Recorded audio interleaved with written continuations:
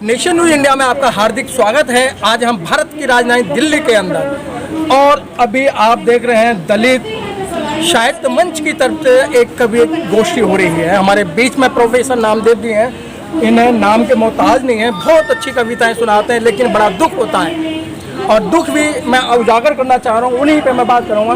Sir, आजकल दलित साहित्य जो की हम बात कर रहे हैं क्यों पिछड़ता जा रहा है? देखिए, दलित साहित्य पिछड़ तो नहीं रहा है, लेकिन दलित साहित्य में जिस तरीके से जो सामूहिक चेतना का जो विकास जो हो रहा था वो थोड़ा सा दिखावट से दिख रहा है। वो मानते ना सर इस बात से? जी हाँ, तो लोग अलग होके दलित साहित्य लिख रहे हैं अपने अपने स्तर पे, लेकिन चूँकि ये आंदोलन भी है, सिर्फ एक कर्म नहीं है। दलित साहित्य सामाजिक आंदोलन है, साहित्यिक आंदोलन है, तो निश्चित तौर पे जो दलित आंदोलन है, मैं सहमत हूँ कि वो थोड़ा सा कमज़ोर हुआ है और कमज़ोर होने से समाज में जो उसका जो संदेश जाता है वो थोड़ा सा प्रभावकारी नहीं होता है, उसका असर कम हो जाता है। लेकिन मैं फिर भी देख रहा हूँ कि दलित जो रचनाएँ हैं, जो साहित्यकार हैं, वह बहुत नए लोग भी शामिल हो रहे हैं, आ रहे हैं, लेकिन नए लोग चाह रहे हैं कि लोग इकट्ठे होकर एक आंदोलन के रूप में सामने आए और एक अपनी पूरी आवाज़ इकट्ठे होकर एक छत के नीचे होकर आवाज़ को आगे समाज तक पहुँचाएं। नामदेव जी, जिस तरीके आप अच्छी बात कर रहे हैं कि और इस बात को मान भी रहे हैं, बिखर रहे हैं, लेकिन सर आजकल जो नए कवि आ रहे हैं या जैसे आप जैसे बहुत अच्छे कवि हैं, अधिकतर देखा जा रहा है शब्दों का भी जो हेर फेर करना चाहिए वो नहीं कर पा रहे हैं। हूम की हूम उठा के, मतलब एक वर्ड उठा के वहीं उसे परोस दिया जाता है, लेकिन उसके अंदर कोई अंतर नहीं आ रहा।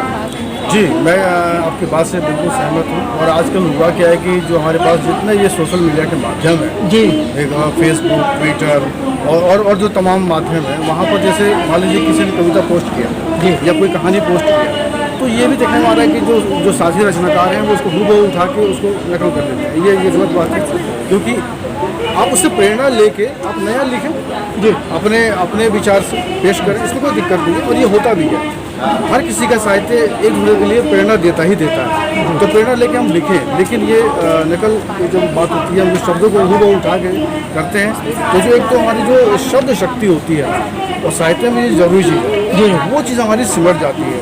जो शब्दकोश है उसका विस्तार नहीं हो पाता, तो शब्दकोश का विस्तार होना भी समाज का विस्तार ही होना है, मैं तो ये मानता हूँ। तो जी, तो सर ये इस तरीके की जो नौबत आई है और दिन पर ये जो ग्राफ है गिरता जा रहा है। आज एजुकेशन की कमी नहीं है और पहले पैसे की कमी थी, प्रोग्राम कराने के लिए पैसा चाहिए होता था, लेकिन तो आज तो हमारे लोगों को पैसे की भी कमी नहीं है। प्रोफेसरों अच्छी मतलब तनख्वाहें ले रहे हैं, लेकिन उसके बावजूद भी अगर मैं सीधी बाबा साहब की बात कहूँ कि बाबा साहब ने ये नहीं सोचा था कि मेरे पढ़े लिखे लोग मेरे इस मिशन को इतना डाउन करेंगे। जी, बात सही है कि बाबा साहब का जो मिशन था वो बिल्कुल समर्पित था और बाबा साहब बिना किसी स्वार्थ के समाज में काम कर रहे थे। हम सब जानते हैं बाबा साहब की जो कुर्बानी है वो हमेशा समाज के लिए मतलब ऐतिहासिक जो मिसाल है रहेगी। लेकिन आजकल के जो हमारे बहुत सारे जो साथी हैं, लोग हैं, शायद बाबा साहब का नाम तो ले रहे हैं, लेकिन बाबा साहब की जो वो ईमानदारी थी जी, जो उनकी जो दूरदृष्टि थी, वो उसको शायद आत्मसात नहीं कर पा रहे हैं। और वो आत्मसात न करने की वजह से बाबा साहब का जो लक्ष्य था, जो हासिल करना था, उससे वो चूक रहे हैं। लेकिन कोई नहीं, ये चीज़ें बदलेंगी, हम तो आशा रखते हैं। सर, इस बात को आपको मानना होगा कि आज जितने भी मंच चल रहे हैं, मैं सीधी बात कह रहा हूँ कि मुझे किसी की कोई कोताही नहीं है कि बाबा साहब को टोकरे में रख के बेचने का काम करते हैं। नहीं लगता हमको कि बाबा साहब के नाम से अपनी दुकान चला रहे हैं?